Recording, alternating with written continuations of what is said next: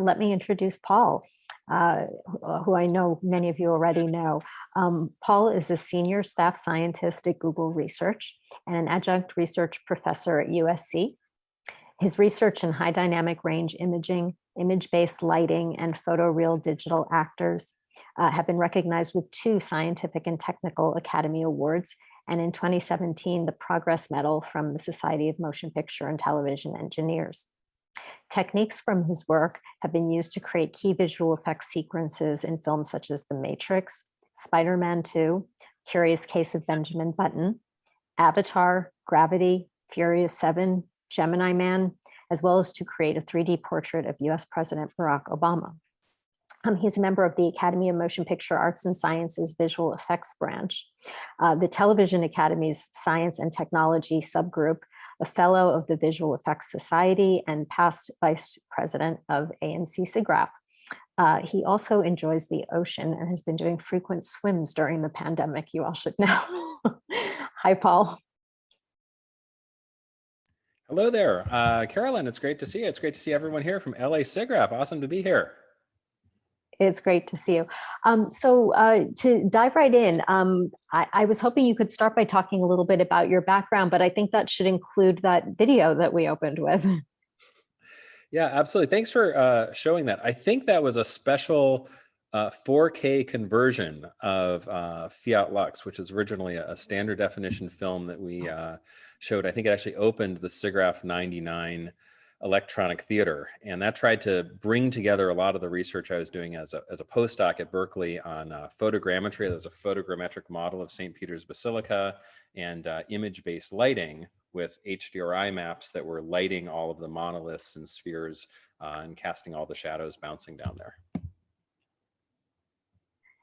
So what began your interest in this area, in actually both research and scientific research and in filmmaking?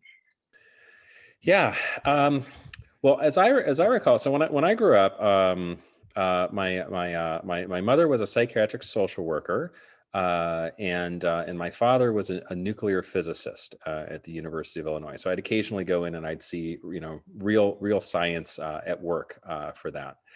and maybe didn't understand exactly, what they were doing or why.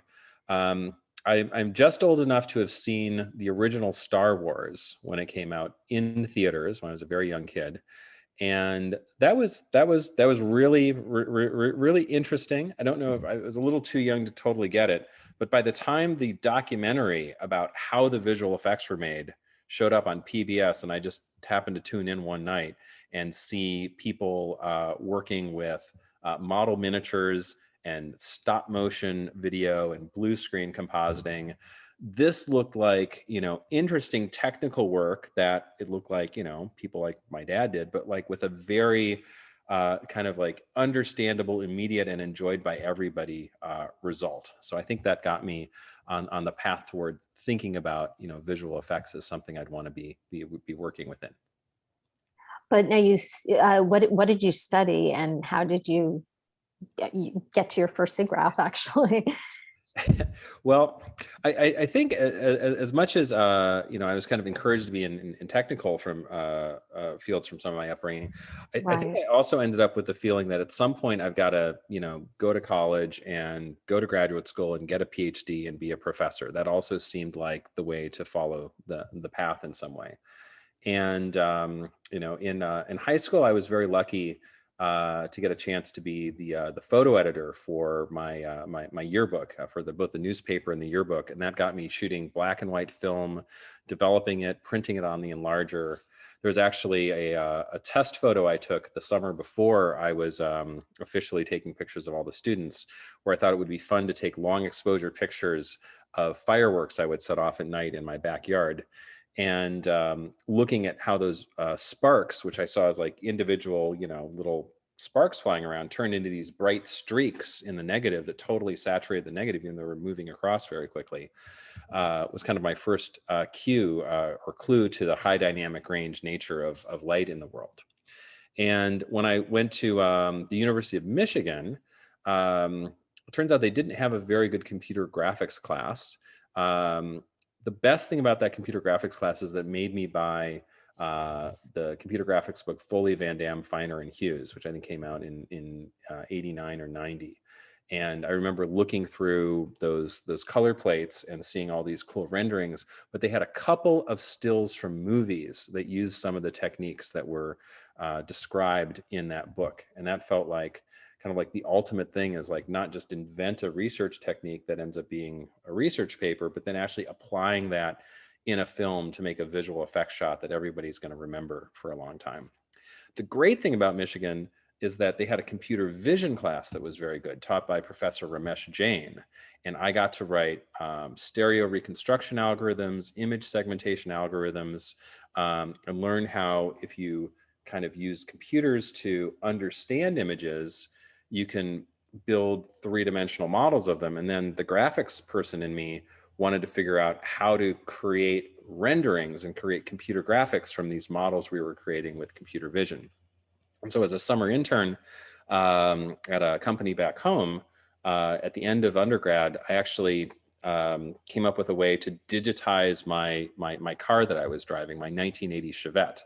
By taking pictures of it from different angles, writing some code to do the photogrammetry to reconstruct the 3D shape, and then projecting all those images and blending them together to be the texture maps. I was probably inspired by the end of the movie Back to the Future with the flying DeLorean, and I wanted to see my own far less cool car at least fly across the screen. And that was kind of the beginning of my work in image-based modeling, rendering, and computer graphics research. And this has been such an interesting period of such rapid advancement in the field, and what we've seen in motion pictures, and just reading your resume, Avatar, Gravity. I mean, some of the most really technically sophisticated films you've been a part of, and you've seen so much growth over those years. There's been, learning what I've done, being part of like the Academy SciTech Council, and, getting to say more of the history of filmmaking. I don't think there's ever been a non-interesting time to be part of motion picture innovation. From going to the Academy buildings and seeing like the old optical printers that people used to use for films, even in like the 30s and 40s, to learning about what Industrial Light and Magic did in the 1970s, to getting to collaborate with Sony Pictures Imageworks on the digital Doc Ock and Spider-Man 2 in the early 2000s. People just get inspired with the possibility of showing a vision that nobody's ever seen before and putting every ounce of invention they can into it to try to come up with something awesome and new. Why don't we move on to, would you share the genesis of the USC Institute for Creative Technologies, where you've done so much work? Yeah, absolutely. Well, I was having a pretty good time at UC Berkeley where I went to grad school, and that's where I had time to publish a paper in the fall, make a computer animation like the Campanelli movie or Fiat Lux in the spring, and then put together a course for SIGGRAPH about teaching as best as we can what we did in order to create this in the summer. And after I'd done 3 years of a postdoc, it was pretty clear I needed a job at some point. And Berkeley doesn't hire their own graduates immediately straight into professor roles. I wasn't even sure if I exactly wanted to be a completely traditional professor, but this group came around while I was there. I just made Fiat Lux, and I was asked to present to this group that's trying to figure out where to place this new institute, the Institute for Creative Technologies, or what would become that. It was going to be funded by, of all places, the Department of Defense. But they had seen in that decade of the 90s, with the amazing stuff from, Titanic had come out, Apollo 13 had come out, Jurassic Park had come out, that the ability to create photoreal imagery in the visual effects industry far outpaced anybody in the simulation community. And that they wanted to found an institute to basically combine academia and Hollywood to try to create fundamental basic research, to create new techniques for simulation, virtual reality, education and training. And they had the delegation go to UCLA, UC Berkeley. I presented all the stuff I was doing. And they ultimately decided to put it at USC because it had the closest connection to the entertainment industry. But my presentation at Berkeley got me on the list of people to interview for that or try to recruit down. And that was coming to the point where the professors at Berkeley were really looking at me like, okay, it might be time to go find a job at some point, Paul. So I ended up accepting a position there, coming down to LA, and that was in May of 2000, just about 21 years ago. And while you were there, you've been developing the light stage, which I believe began with your interest in image-based lighting. Would you tell us about that and its evolution? Yeah, certainly. So, one of the papers I did at Berkeley was this idea of, I have a prop of taking a picture of a mirrored sphere and shooting it in high dynamic range. People had used mirrored spheres before for things like environment maps, reflection maps that they kind of directly place on the surface of objects.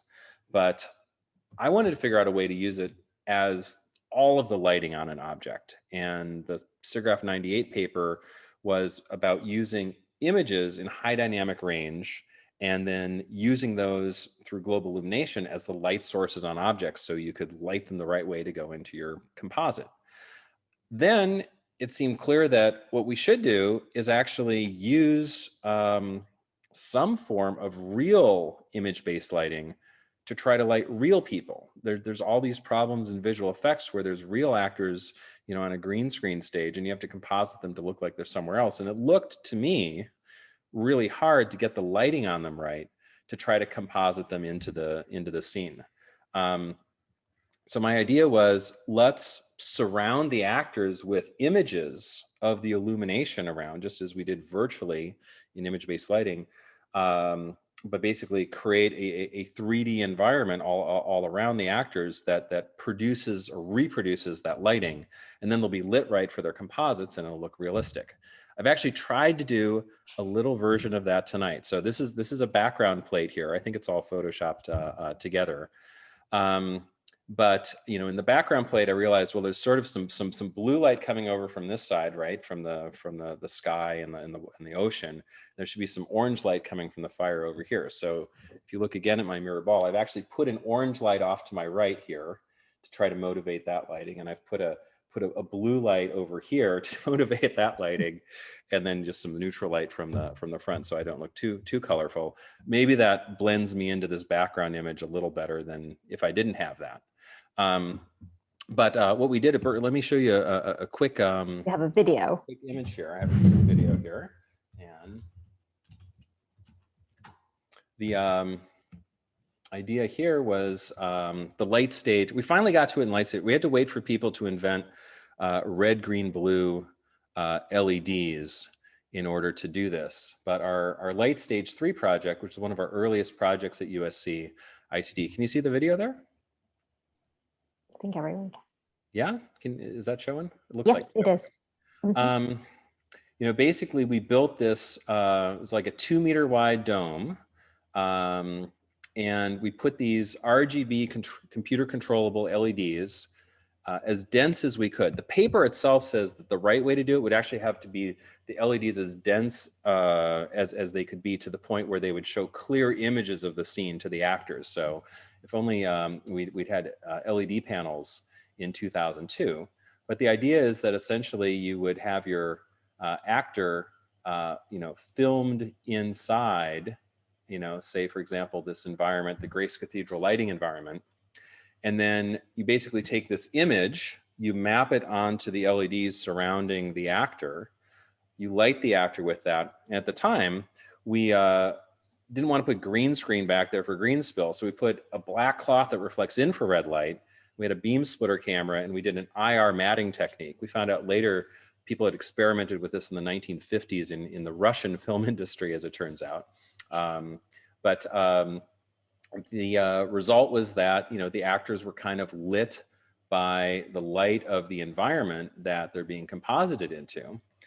We did even a virtual environment moving through with some scenes rendered in Arnold. It turns out Marcos Fajardo, who wrote Arnold, was a member of our laboratory at the time. So we actually got to do our renderings in Arnold for this project and show that we could surround people with that. So that was our idea for how this form of virtual production could potentially take place.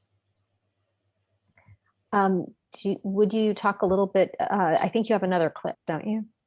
Yeah. A few years later. Yeah, so a few years later. So we actually did use this form of the light stage as kind of like an image-based lighting system.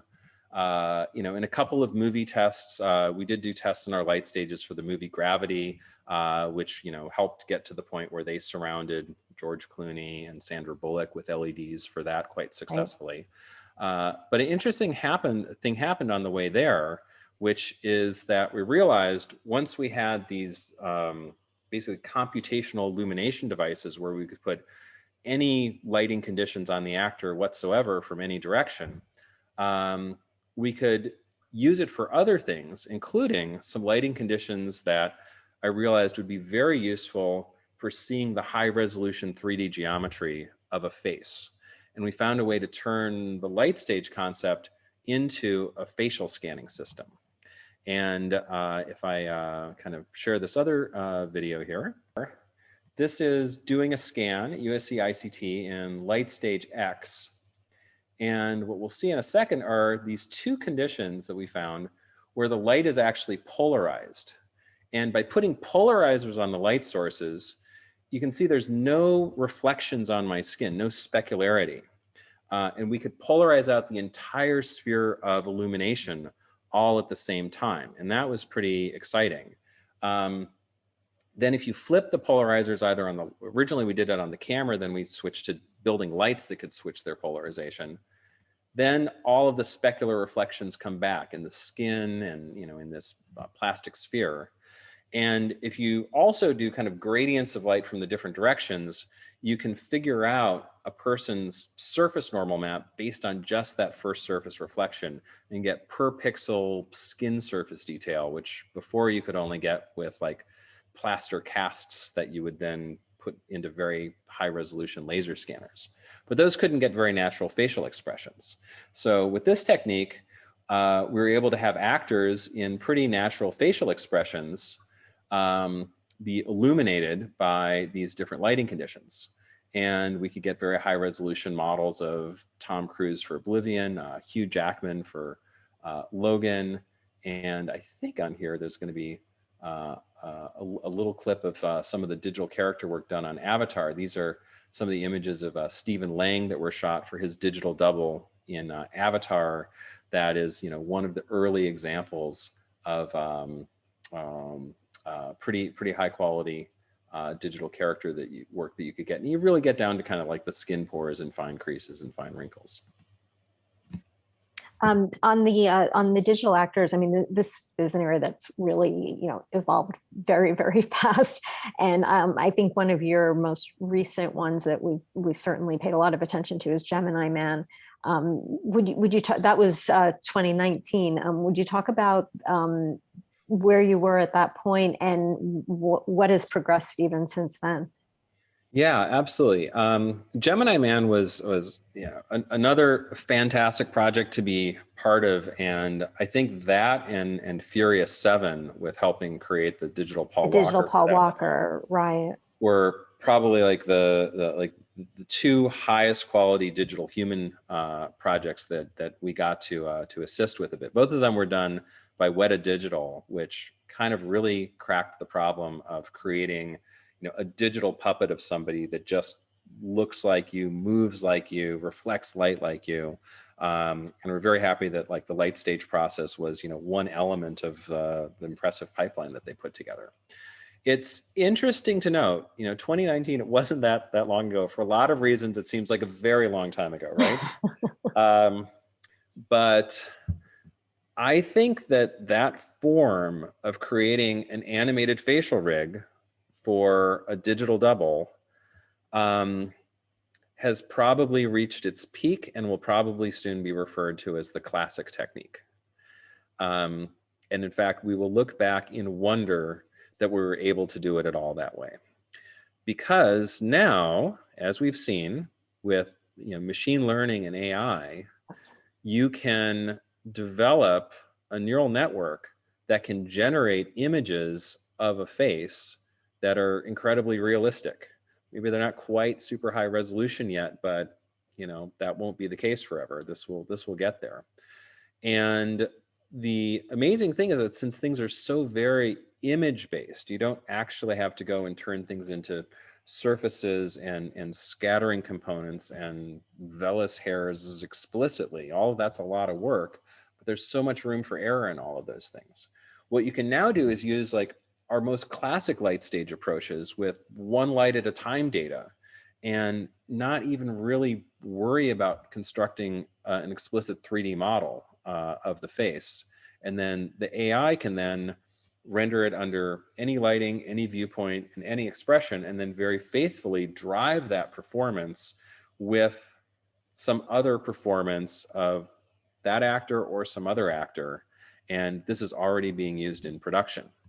I think a very impressive recent result was from Welcome to Chechnya. This is a documentary that came out last year. It was in Academy Awards contention.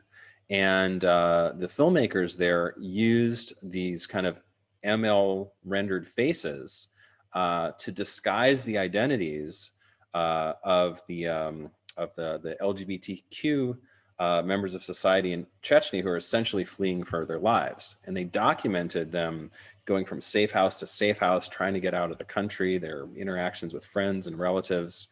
If they just blurred the faces out to remove their identity, then we would have lost that connection to humanity for them. And by changing the face, they actually had LGBTQ activists kind of donate their faces, and they put them in kind of an inexpensive version of the light stage that folks like Johnny Hahn and Ryan Laney put together in New York. Ryan Laney was the visual effects supervisor for this, and could replace their faces with other people's faces who donated them for the project. You still feel that connection, but you haven't given away their identity, and that was fantastic. And we should probably note that that was actually the first documentary ever to be shortlisted for the visual effects Oscar Yeah, very, this very past impressive. year. And I actually had an opportunity to interview them. And I might add that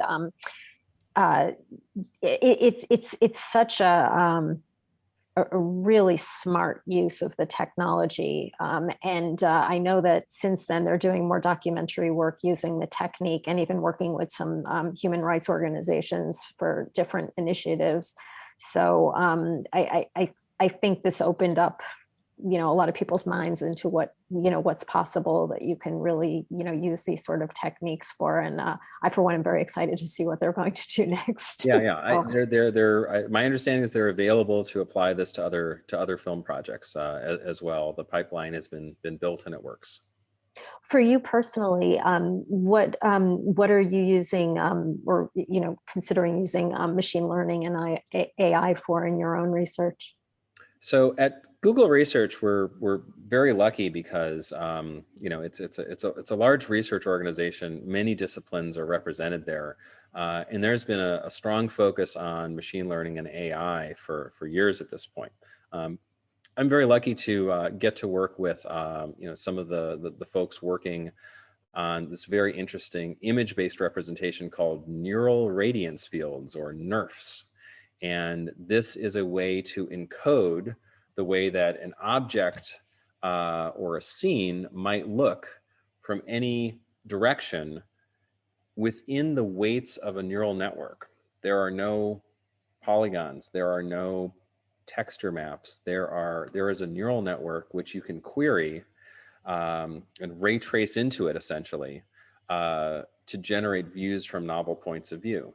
And these things are able to represent view-dependent reflectance, appropriately sampled edges around the periphery of the object, and look far more photorealistic. This is clearly going to be a revolution in computer graphics.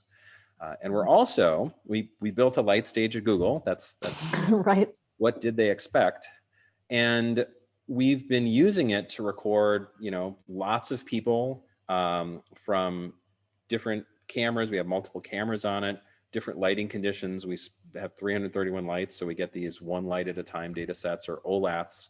And we're putting those into machine learning algorithms, and we're finding out that we're able to, change lighting and viewpoint in post far better than we ever were before, and even on people who have never been in the light stage. Mm-hmm. Do you want to elaborate on the potential of some of these techniques, or what you've used them for already? Yeah, absolutely. So one of the projects that we've worked on, when I first got to Google in 2016, the thing that actually pulled me out of my perfectly comfortable environment at USC ICT was this kind of revolution of, or re-revolution of, virtual reality.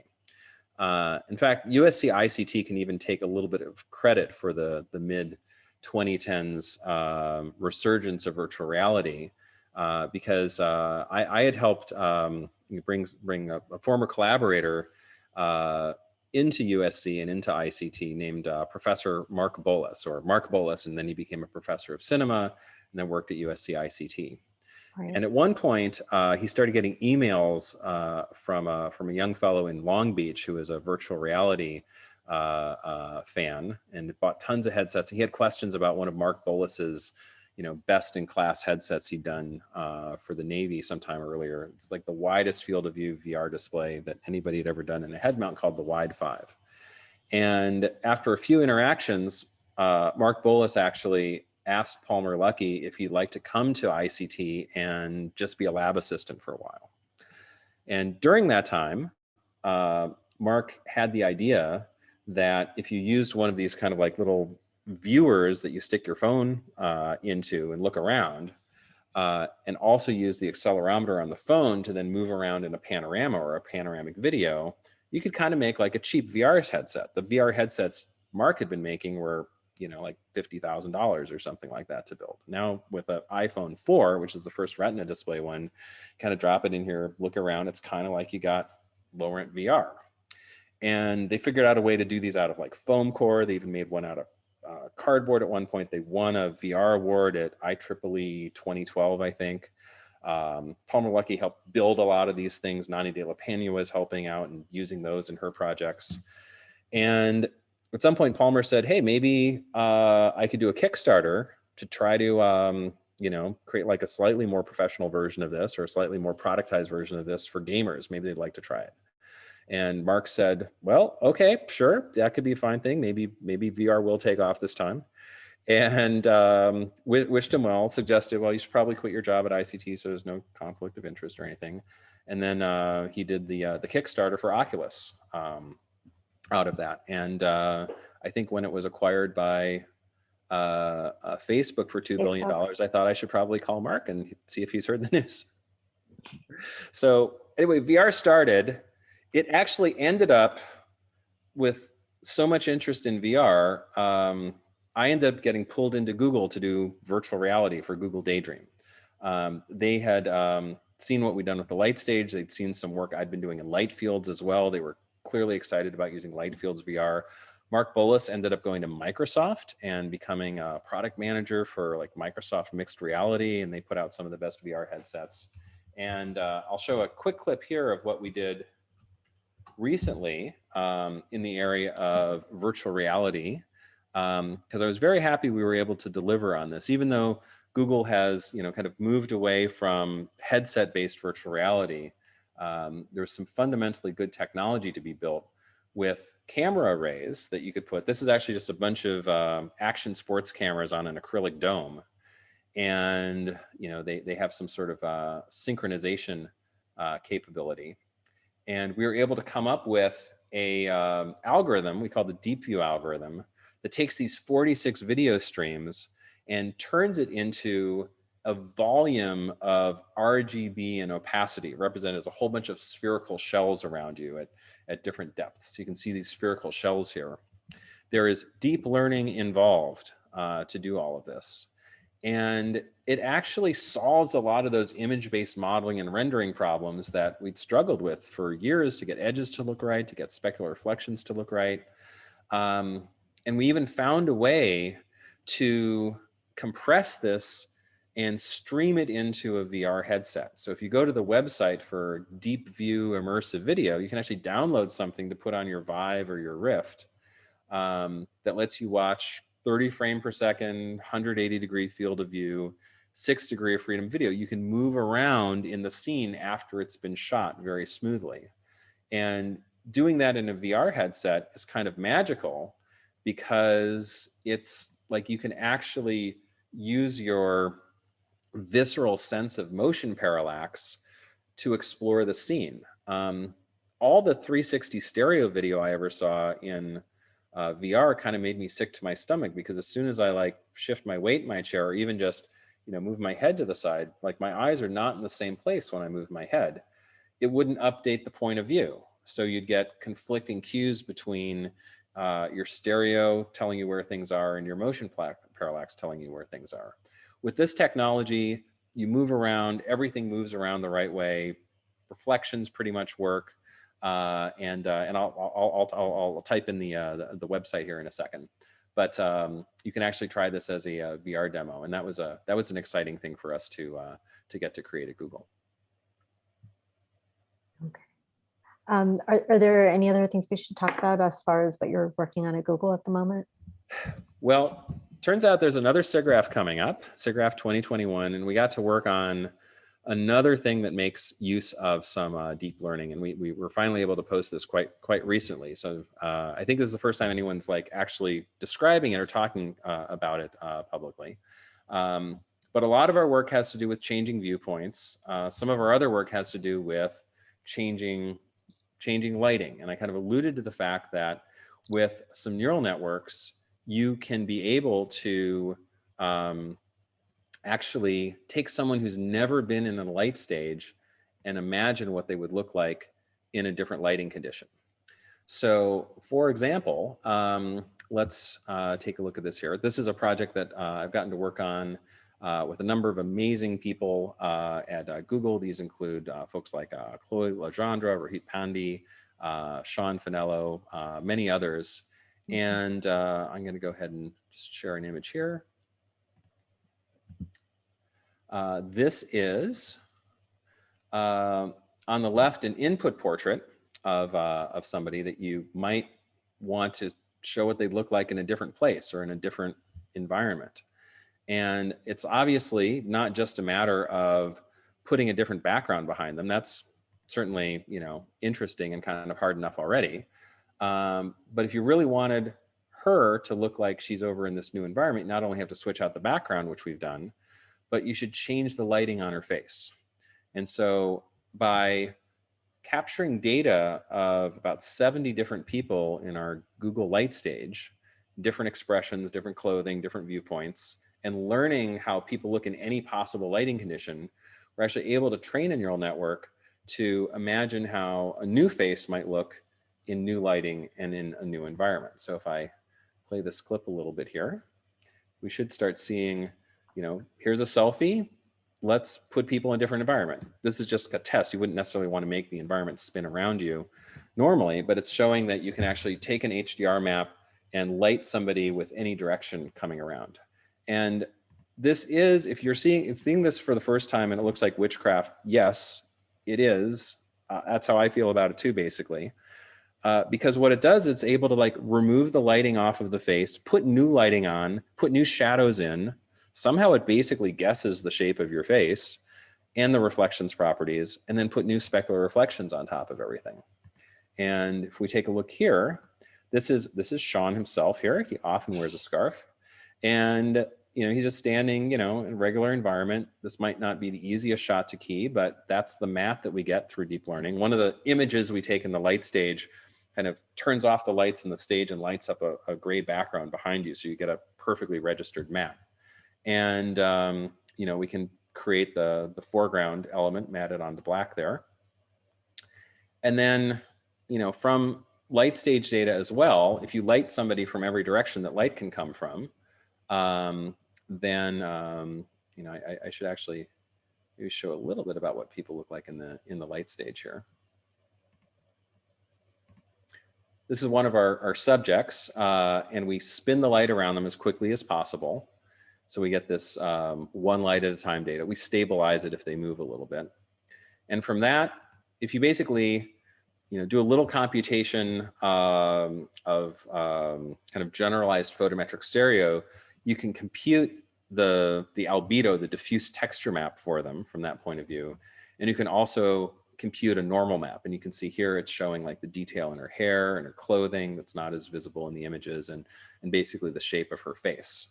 So we have lots of training data where, you know, here's a person, here's what they look like in this environment on this background. And then we can tell the network, by the way, this is what their alpha channel actually was. This is what their albedo map was. This is what their surface normals were. And that's enough information to do relighting. And if you put some additional networks on top of that to figure out kind of which specular lobe shape you should use to resynthesize all the speculars on the face, then you can get that to work too. So here's live video input frame, relit, composited. We haven't put any effort into making this temporally stable yet, so it's not perfect on video. This was really designed for stills. This is Sergio here. He's moving around. There's his live, you know, albedo and geometry. I mean, not live computed in real time. This is an offline process. But you can see, you know, like here he is. It's looked like he's lit by a cloudy day. He's not lit that way here. And it's kind of done that even with sort of like the, you know, the quality of the shine of his skin. This is Rohit. Here's his albedo and geometry. He was not using a green screen, and we can kind of change the light in post. And these are a couple of other fun things. So suppose that you had some pictures up here of your friends, but you wish they were lit by the same light and in the same environment as some other friends. Well, we have a way of estimating the light off of a face that Chloe Legendre and team and I worked on called face light, that will estimate the light, and then we can relight these faces to look consistent with the other illumination. So that's another result using machine learning and AI that we've been excited to do at Google. And And yes, and we'll have a full talk with all the technical details at SIGGRAPH 2021. Okay. I wanted to talk about some of your stories. You've had so many fantastic experiences, but I know that one of the highlights of your career was the presidential scan. Would you share that story? Yeah, so this is something that was pretty cool that happened in 2014. And it happened because I'd been invited to give a talk at the Smithsonian Institution in Washington, D.C. They have a cool office called the Digitization Program Office, which was run by two cool guys, super cool guys, called Adam and Vince. And they used laser scanning to get all sorts of cool cultural artifacts from the Smithsonian collection and places, archaeologists that they worked with around the world that go on site. So they were called the Laser Cowboys. And I guess the Laser Cowboys knew that we were doing, you know, some object scanning, some face scanning work, and they invited me to be part of their digitization conference in late 2013. So I gave this talk and I showed how we'd built light stages, we'd scanned actors for Avatar and other projects, we'd get super high res detail. And one of the data sets they showed that they had scanned were the plaster casts of Abraham Lincoln. And there was one of these made, you know, kind of almost for publicity purposes, actually, one of these made just before he was inaugurated for his presidential term, and then one just about a month before he was assassinated. And you can kind of see how he aged throughout the presidency through these 3D records they had. And they were releasing those live on the site. Everyone can go on 3d.si.edu and download the casts of Lincoln that they scanned very well with their laser scanners. And they realized that no president has been really recorded in 3D since then. And they had this idea, we should scan the president. We should scan President Obama. So in, I think like March of 2014, I got this call from the folks over there and said, hey, could you take your light stage somewhere and scan somebody? We've got this VIP, they didn't say who. We got this VIP in Washington, D.C. that you know, we'd like to do a scan of. Is there a way to bring your light stage over? So I kind of figured it out, and I said yes. We did not have a light stage that could travel to Washington, D.C. at the time, and so this set in motion a relatively inventive period of figuring out how can we build a light stage that can go in like an airplane crate and possibly go through like a single open door, possibly, you know, fold out to be, you know, all the calibration. When we scan somebody like, you know, even if it's Angelina Jolie or Bradley Cooper, you know, we put them in the light stage and they kind of have to sit there for like 15 minutes while we mess around with cameras, which fortunately they have an infinite amount of experience doing and putting up with, right? Because this kind of is what they signed up for in their careers. But for this scan, they were saying like, can you do the whole thing in 2 minutes? And it's like, whoa, this is crazy. Okay. So fortunately, we ended up with more time than that, but we figured out a way to basically pull enough equipment off of our LightStage X system, 50 of the lights, all 8 of the Canon 1DX cameras. I added some Rebel cameras. I even did 50 lights because it's like the 50 stars in the American flag, and I kind of arranged them in the same thing. I thought that was nice. And we got it to DC. We had tested on 3 different people for this because we knew like we got to get it right. It's got to be like sits down, we're ready to scan. So it turns out I have the same published height of 6'2" as President Obama. So I was the model for height. We had Antoine in our institute who was the model for skin tone. And Paul Graham, my amazing graduate student, who was a PhD student coming from the US Air Force, totally made our operation look way more professional. He was the, I'm sorry, Paul, he was the model for ear anatomy because he kind of had the wingspan that we knew that was specific to the subject. So we made sure it could scan all 3 of us just fine. And I think it was June 9th, 2014, you know, we'd gotten the thing into the White House the day before. We did a test on me in the morning. And I can show this little clip of what transpired once everything was set up for that here. Share. hopefully we're sharing. So here we go. So this is our our scanner. When he came in the room, he said, "What are all these gizmos?" And it is true. This is a gizmo. This is definitely fits that description. Got him into the chair. There is something that was not caught on camera between that shot and this shot, but all the cameras totally had to be focused beforehand. There was no reframing or focusing. We were tightly focused, tightly framed on me. So the only way to do it was to get him into exactly the right position. And to do that, the only practical way to do that was to have, once he was sitting down and I could see on the screens where he was, to have me grab the back of the chair and scoot him around on the floor until he was actually in frame. And like, we told everybody this is what we're planning to do. Nobody was surprised. I was completely freaked out doing this little maneuver. And after 2 adjustments, we had him in frame. And we had time for a couple of scans. And here we go. This is the smile scan. This is the 3rd of our 3 scans that we did. Another thing, right behind us here, you can kind of see me, just held his camera up. That's Pete Souza, the White House photographer. There's an awesome documentary out on him now called The Way I See It. And he's taking the picture that I dearly wanted him to take. I knew there would be this cool photo that he could get from right there. I remembered to step out of the way so he could get his photo.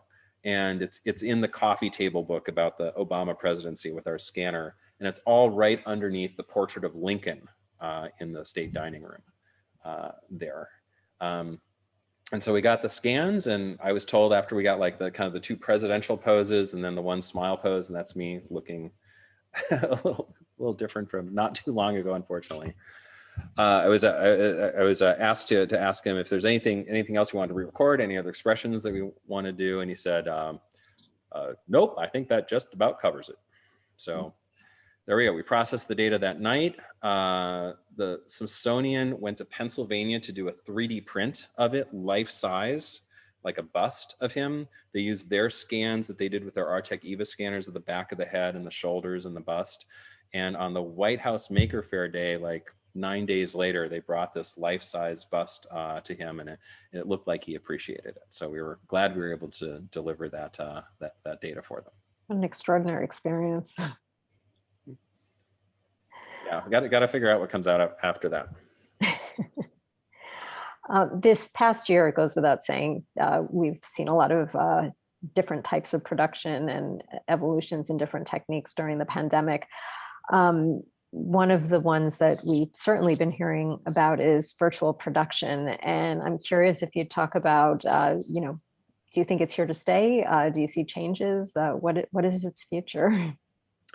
Well, it's actually been fantastic to see what people have been doing with virtual production these days. They're basically executing the vision of what we had with that SIGGRAPH 2002 project of surrounding actors by LEDs to get the lighting right. I did some tests with LED panels for Digital Domain for David Fincher project back in 2004, and then we got to work with the Gravity folks as they did the R&D that resulted in them creating the light box, which really was using LED panels specifically for lighting on the actors. And they were very careful to really surround everybody from below, above, left, right, front, back. Great work. They weren't trying to do in-camera backgrounds, actually. They were totally expecting their probably 6mm or more, like pretty wide LEDs back in 2010. They were doing this work.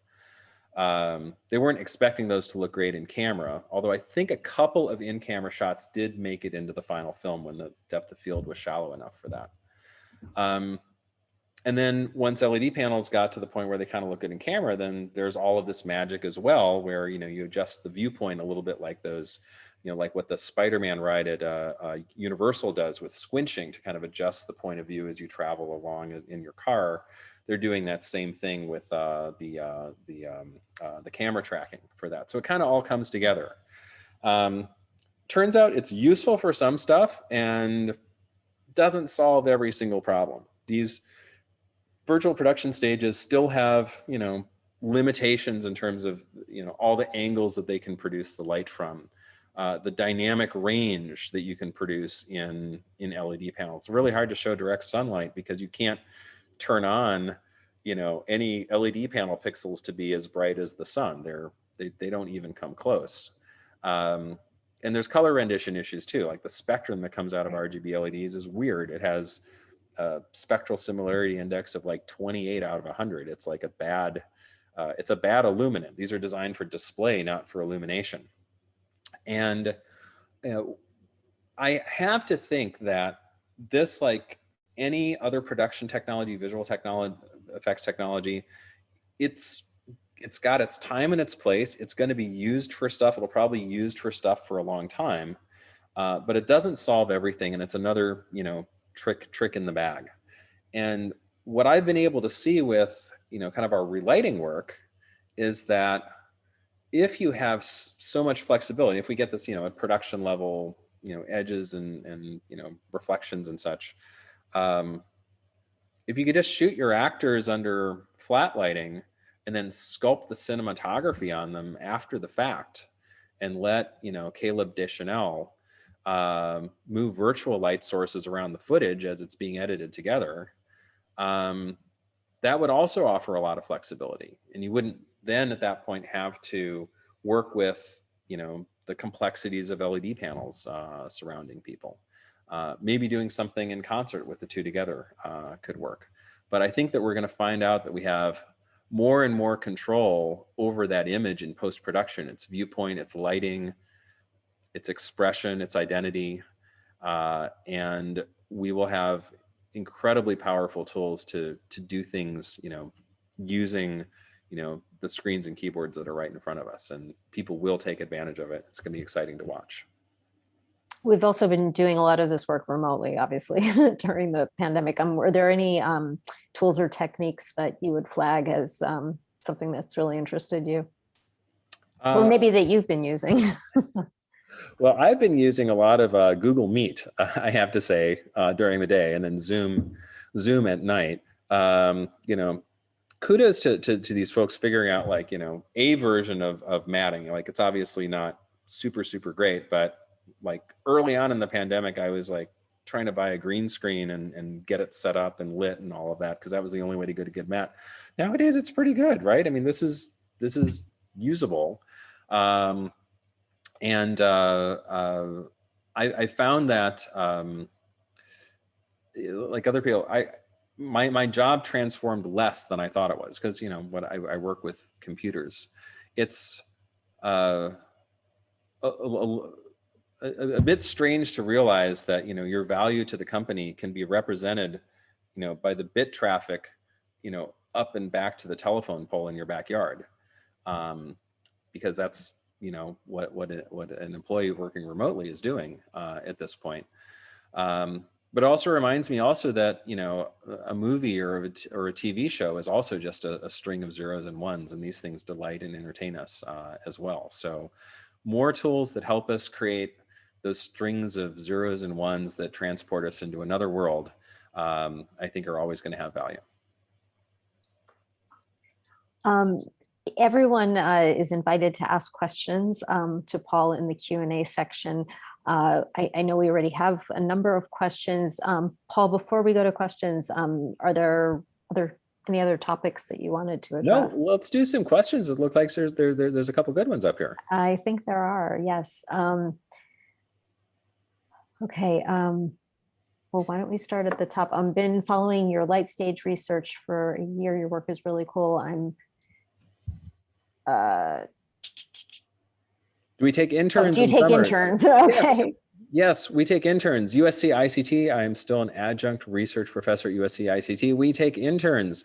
At Google Research, we absolutely take interns. We had a fantastic meeting today going over people's proposed intern projects. And, intern projects, it's amazing. I get to work with David Salison in the GCAM group. And he made it clear that the sky is the limit for how amazing an intern project can be. Like, don't assume that it won't be a fundamental result in the field in 10 years just because it's an intern project. So that's a great place to do. You can find that on careers.google.com. Feel free, email me, Debevec@gmail would be fine. And some of our best work comes from the interns that we get. Great. Mike Seymour has a question. Are you interested in researching light field displays? Absolutely, yes. We've tried to record light fields over the years. We've built a couple of 3D displays over the years too. When we did that project, with Mark Bolus and Ian McDowell to overcrank a video projector to project 5,000 frames per second into a spinning display surface that was kind of this anisotropic mirror. We could basically create like a little floating wireframe head or TIE fighter or something like that. Kind of looked like it was just floating there. And that, since you got actually independent views, it got occlusion right, it was a form of light field display. And fortunately, SIGGRAPH accepted the paper with light field 360-degree auto multiscopic light field display in the title.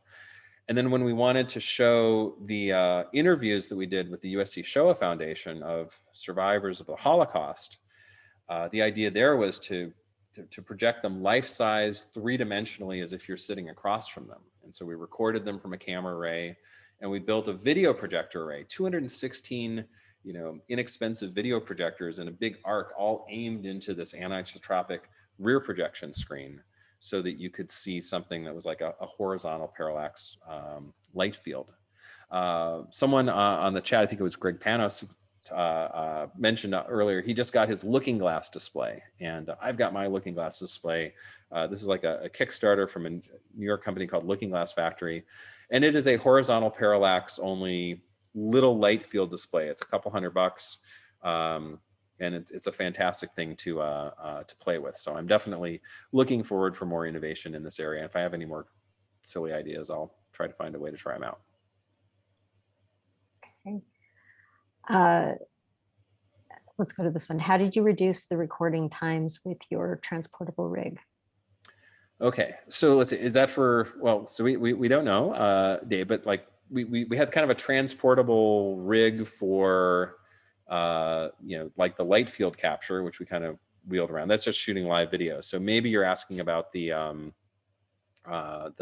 face scanning rig that we took to the White House. That's what I would think. And in that one, I think at the time a light stage scan would take maybe like 4 or 5 seconds. So, people have to hold the expression. They can move a little bit because we kind of optical flow things together and add the lighting conditions together so that they work in a trackable way. In the case of, for the White House scan, we actually reduced the number of lighting conditions that we normally take down to 10. And we normally would do something around 20. And what we did is that for parallel polarized, where we do have the specular reflection, we did shoot all of those, kind of like the gradient coming from the right, left, above, below, front, and back. But for the cross-polarized diffuse reflection, we only shot that flat. And we actually kind of simulated what those would have looked like under the gradients and pulled the diffuse out of the specular with a color space separation technique. We knew that we would have, a skin tone where that was going to work, where the color of the specular is different enough from the color of the diffuse that we could use a different technique for doing that separation than just the polarization. So just a cross-polarized flat-lit one was good enough for that, and we could still get the specular detail. So that got us down to 2 seconds, which was a good thing. Another question is, how does a neural net deduce 3-dimensional motions? Yeah, well, for like 3-dimensional shape, and like you saw those surface normal maps, right? Those kind of pastel colored blue and pink maps that are like show off the orientations of the skin. What you do is you essentially have lots of examples of, here's a picture of a person and here's what their normal map looks like. Here's a picture of a person, here's what their normal map looks like. And the way that machine learning works is that if you see enough examples of that, then you can just ask that network that kind of You make it a small enough neural network. It doesn't have enough weights that it can just memorize all those answers. You force it through something called a bottleneck to only have enough computational power to actually recognize trends and patterns in the data about how a source image produces its normal map. And as a result, it has to generalize, or else it just couldn't do the job. But you make it optimized till it does the job as well as it can. Turns out it often can do this. And then if you give it a picture that it hasn't seen, it can generalize to figuring out the surface shape of that. It's very helpful that we're just interested in relighting people. I wouldn't expect that if you held up, a milk carton in there, that it would necessarily do a great job of getting its normal map, because it's never seen anything like a milk carton before. But it's seen lots of people and hairstyles and clothing, and it tends to do pretty well. Okay. Given current limitations of LED-based illumination, what is the best way to get a natural lighting effect, full sunshine in a virtual world currently? Back to that in virtual practice. So at the end of the SIGGRAPH 2002 talk, I did put up a slide that I worked with kind of our digital artist to make, and it imagined a full production version of one of these LED light stages, color LED light stages. And it was 50 feet in diameter, and it had a bunch of color lights everywhere. But it also had this super bright white light source. I was kind of imagining it would be an HMI instead of an LED light source, which at the time could go way brighter and has a way more even spectrum. And that if you wanted to do a sunlit scene, this HMI was on kind of like a robotic arc that could rotate around the stage. And it could also go up and down to be at any elevation. So you just type in, what time of day it is, it would move that light into the scene. And then you'd have to make sure that you have it play the role of the sun in proper proportion to the rest of the LED lighting, doing the skylight and the bounce light off of the mountains or whatever is around you. So I think that would be a good thing to set up. What is volumetric video streaming looking like moving forward? Well, I think it looks great looking forward. I think this has been one of the big successes of this wave of virtual reality that we had recently, which is that volumetric video made huge advances. The Microsoft Studios system, which is embodied in systems like the MetaStage, for example, do quite high quality assets for that. Geometry is good, streams, they get a diffuse texture map. What we did at Google is we tried to make the volumetric video a little bit more relightable. So we have some work that we call the relightables. If you search for the relightables, our video should come up. And in our light stage, we shot volumetric video using advanced depth sensor technologies from the augmented perception team that we would actually bounce between two lighting conditions, which we called the color gradients. And it was a bit like what we do for facial scans with 20 or 10 patterns, but we turned it all into just 2 patterns, focusing on the diffuse component, where you have, one pattern has like a gradient of red light from the right, green light from above, and blue light from the front. Then the next pattern reverses all those and does red light from the left and green light from below and blue light from the back. In 2 consecutive frames, shot a 60th of a second apart, if you add them together, you get white light from everywhere. But if you take the difference of them and divide by the sum, turns out you get the person's normal map. And so we were able to, at 30 frames per second, with a little bit of image alignment, live shoot a diffuse texture and a normal map for people. And then you can do normal map relighting, which, since it's photometric normals, it actually looks pretty good. And you can then, if you have your geometry, put that into a renderer. So for offline renderings like V-Ray, you can actually simulate cast shadows, internal shadow, like a nose shadow onto the face, which wouldn't have been in the light stage conditions, or onto the ground. And those are the best quality results that we've shown using that technique. And then we have 2 follow-up papers that are up there. They're on my webpage, debevec.org, called Deep Relightables. And if we also get like 1 light at a time data of people in a couple static poses, you can use that to kind of machine learn the rest of the BRDFs, the more detailed specular reflection detail that you get in the volumetric capture. So I'd love to see that kind of technology productionized as well. I think it would make things hopefully so that like the volumetric captures are just as real as anybody would have actually shot with a real camera just on set. Okay. I'm going to read one question that's in the chat section, but just a reminder, if possible, everyone, let's try to put questions in the Q&A section. But anyway, one that we do have in chat is, Paul, you said that the AI scene relighting was witchcraft.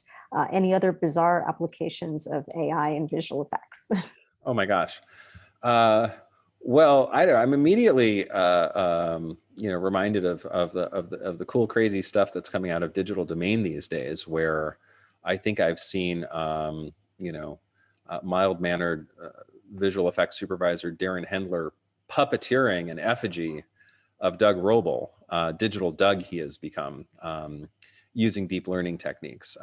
We had a little bit of fun with the digital Doug project because Doug actually came over to our light stage. We did tons of scans. They made, we're just the first little bit of the whole digital character making process. Digital Domain went and did, they're one of the few places that can make a photoreal digital actor from scratch using the classic techniques. And then they were already using deep learning to interpret the head cam material from the motion capture to drive the expressions realistically. And nowadays they can just pull it off of, Darren Hendler saying random stuff.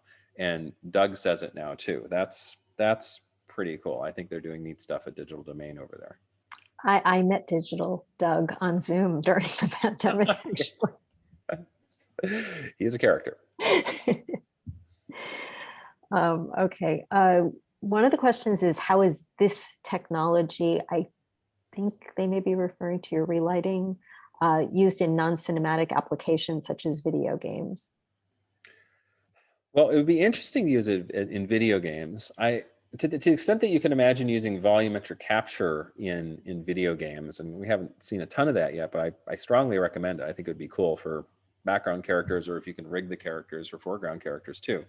But if you were using, relightables kind of volumetric capture in the video games, then it could respond to the various light maps you would have computed going around in the environment, and that might situate them in the environment more realistically. One of the places that kind of an earlier form of this technology has shown up in a way that might even be in your pocket if you have an Android phone is a feature called portrait light. And if you take a selfie on an Android phone and go into the edits and look for the editing feature called portrait light, you can actually take your selfie and add a virtual light source to it. So it doesn't do total relighting, but it allows you to take a light source. You can say it's intensity, it's neutral color, but you can either use that to kind of add fill light from down here, or you can accentuate the key light if, as you wish. You just kind of move it around. And that kind of excites me because it's sort of like, everyone with one of these phones sort of has like a little bit of the light stage in their pocket. Okay. Eric Curlin. Hi, Eric. Whoops.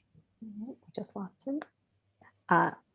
Eric asks, the Google Deep View material looks amazing. Do you see potential for narrative storytelling in 6 Degrees of Freedom video capture? Absolutely, yes. I think it would be super duper cool to record narrative content with this and then put the viewer in where, better than any VR that you've ever seen before, makes you feel like you're really there, you're in the scene. You can look around and see stuff. I remember there's a documentary about cinematography called Visions of Light, and I wish I could remember the name of the film. I'm not going to remember it. Maybe someone can message me this. But there's some scene where they cut to the scene, and it's looking into a bedroom, and there's an actor sitting on the bed talking on the phone, but you can't quite see their face because it's blocked by the edge of the door. And the cinematographer is so proud of themselves because when they watched it with the crowd in the movie theater, the whole audience just moved to the left as if they wanted to go and see the face, through the door, but like the edge of the door was blocking it. And you could create that shot you know, in VR, where like you just start it right there, you can't quite see it, and you could force the viewer to go and actually look around, and then they could actually see the door go and move around there. Also, just so that, and honestly, 90% of the reason to do it is so that people don't get nauseous watching VR.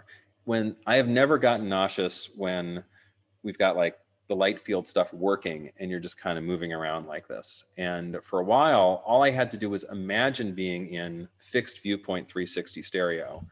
All I had to do is just imagine it doing like this, and I would get a little sick to my stomach. It didn't even matter if I was in the thing. It just, it tied to it. And it teaches you, it actually teaches you just to keep your head robotically still when you're doing, you know, static viewpoint 360 VR, which is 99.9% of the material out there.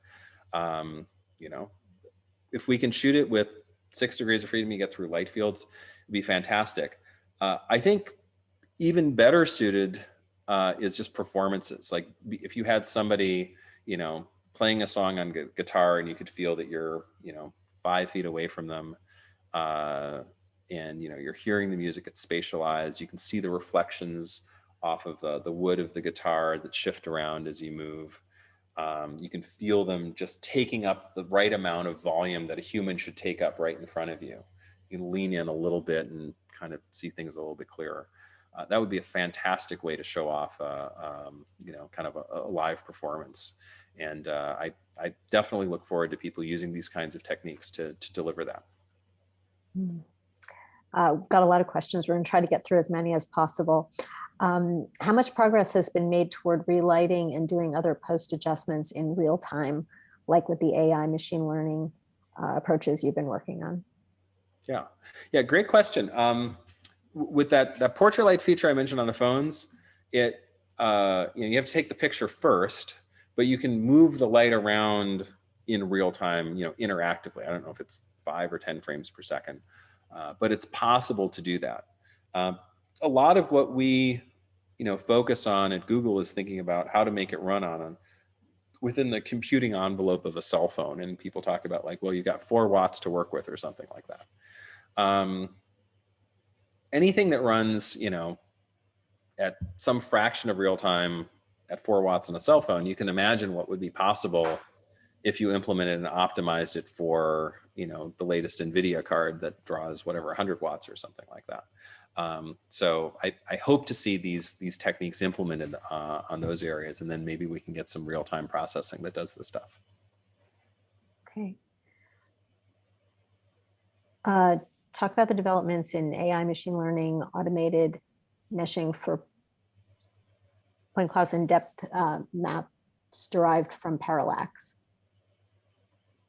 Okay, well, one thing that's happened, you know, because of smartphone AR, and Google did some amazing work in smartphone AR. Apple's done some great work in smartphone AR.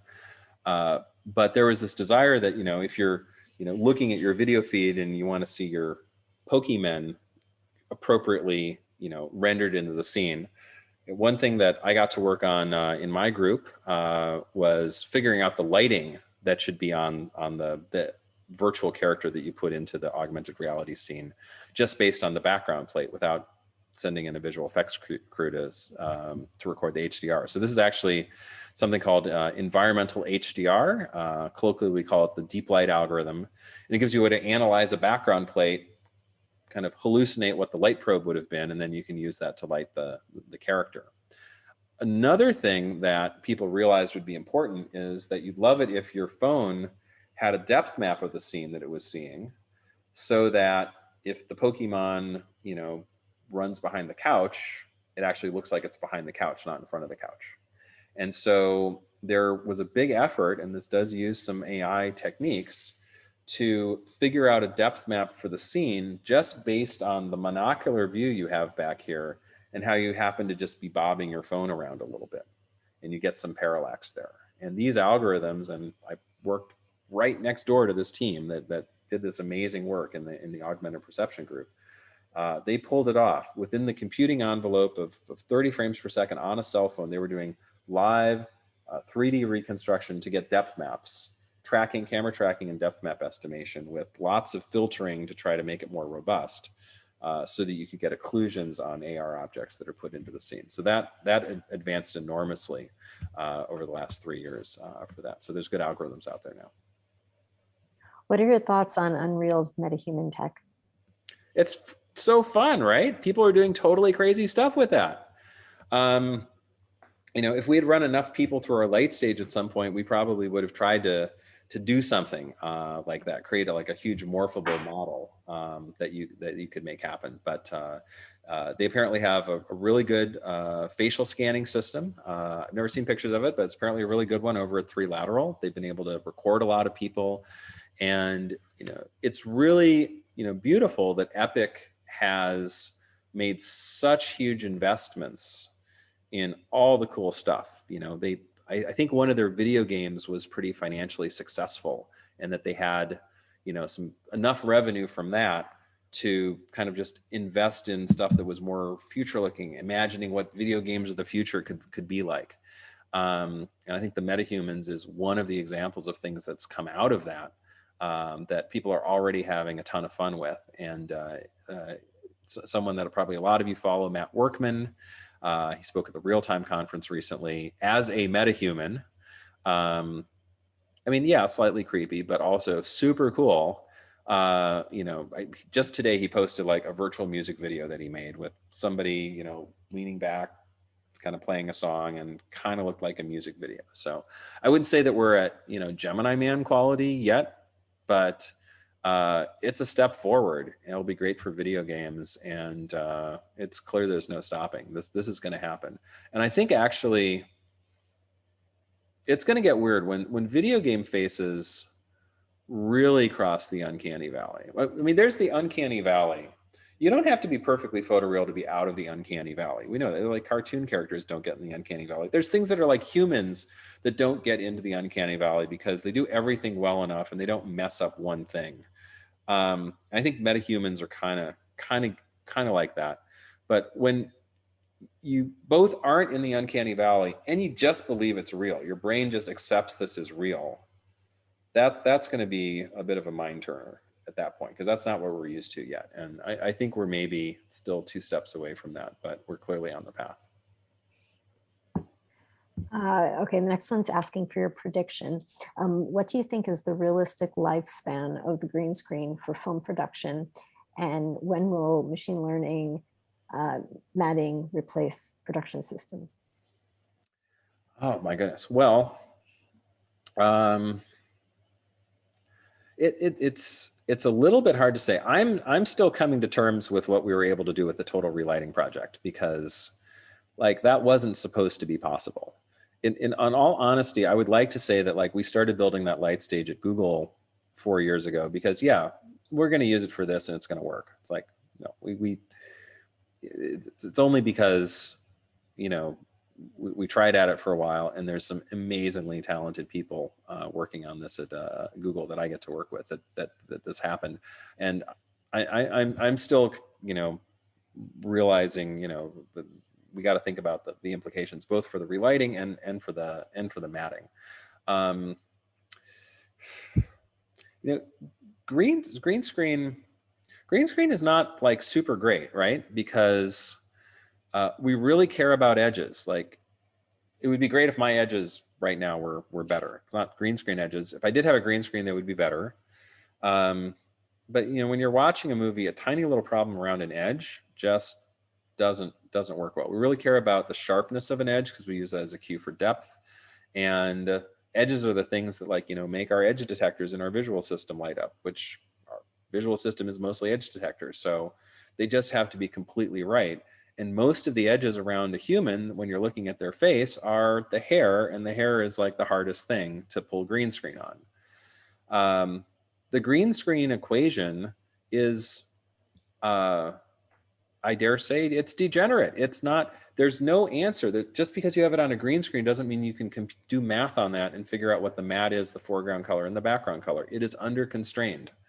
You need to have other information.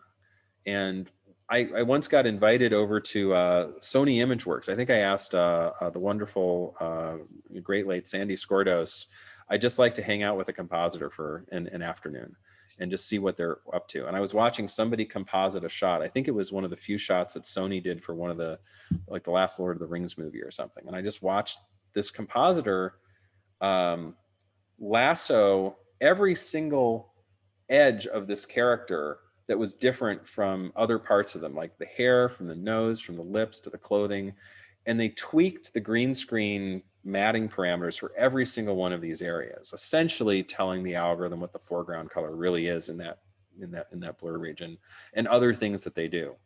It just isn't like a great solution because it doesn't give you all the information that you need to get the area in that blend region, in that blurry region. So that's why I did the infrared screen for light stage 3, which actually does give you the right answer, but you need one more color channel to do it. That's why the sodium process that they did for Mary Poppins and the birds, with that monochromatic sodium light and then the special band pass beam splitter into a Technicolor camera that records the matte on a separate piece of film, was so valuable. So that could possibly work. Will machine learning really get it? I still see visual effects supervisors finding problems in matte edges and compositors having to go and tweak stuff. But so much stuff is shot without green screen anyway, because there wasn't time to put up a green screen, or nobody in decision-making power thought it was important enough. And people will definitely be using the machine learning techniques for that. And I think we're going to see a lot of it. We've got just a couple more minutes, but any thoughts on voxel processing hardware? Voxel processing hardware, my gosh. Well, let's see. I mean, I like voxels. I don't know what voxel processing power is. I'm proud that my Chevette model I made 30 years ago from images was voxels, actually. And the stuff that that we get to work on with neural radiance fields these days is volumetric. It's not literal voxels, but it's kind of voxel inspired. It's one of these things that's not like a first-class graphics primitive. We really got very focused on texture mapped polygons, right? And so there's tens of billions of dollars of investment into making so we can render texture map polygons very quickly. And that's why we have, Last of Us Part 2 looking so good using that process. There hasn't been that much investment in voxel techniques yet. Definitely it's useful for some things that meshes aren't. And if people are building custom hardware for it, it'll be interesting to see how people take advantage of it. And I think an appropriate ending would be this question. What is the title of your paper for SIGGRAPH, or how can people find that talk? Oh, yes. Okay. So it is called Total Relighting. For my virtual-ish birthday party last year, my friends voted on watching Total Recall. I think that stuck with me. And so this project is called Total Relighting. And if you search for that, I promise our work is the thing that comes up. Okay. I think we do need to wrap up. Paul, it was great talking with you. I wish we could just keep going, but I know everyone's going to be looking forward to hearing your talk at SIGGRAPH. And any closing remarks before we wrap?